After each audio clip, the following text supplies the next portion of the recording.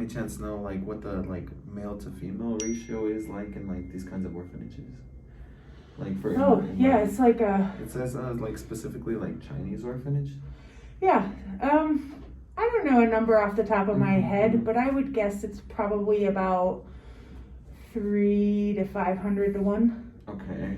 Yeah, it's. Wow. I mean, it's girls. Yeah. It's girls, and there were a few boys, and the boys that are there tend to have cleft lips and palates or some sort of missing an arm or something like that.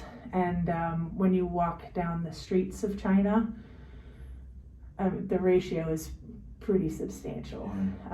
And now there's millions upon millions upon millions of a disparity between males and females, to the point where a lot of females, whether they're married or not, are getting kidnapped and sold as brides. And so then they have to try to escape, and a lot of them are having to leave behind their children if they want to get out of the marriage, and they just leave in the middle of the night. It's a huge issue. It's an issue. Yeah. Oh, that's terrible. I know. Makes because we want to go back to China, and I was like, "You're not leaving my sight." She's like, "I want independence." I'm like, "I don't want you getting kidnapped." Yeah, so it's a really big issue. Yeah, it really is. Yeah. How does the like one child policy relate to like environmental factors for China? Like how did the one child policy affect the environment? Well, the whole thing started because of there wasn't enough food and people were starving to death, right? And so the population was just growing so much. So like, we have to stop this at somehow, some way.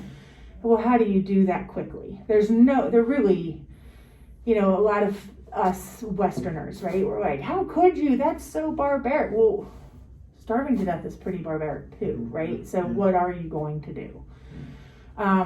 And so by putting in the one child policy, it actually helped alleviate a lot of the burden on the environment, because there weren't nearly as many people.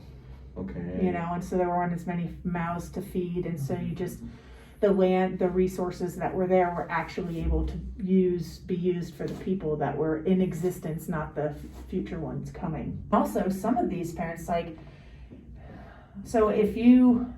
it's not only that you're not allowed to have more than one child. If you do, it was a fine of $8,000 or something, which is just lifetime worth of wages. It's not possible.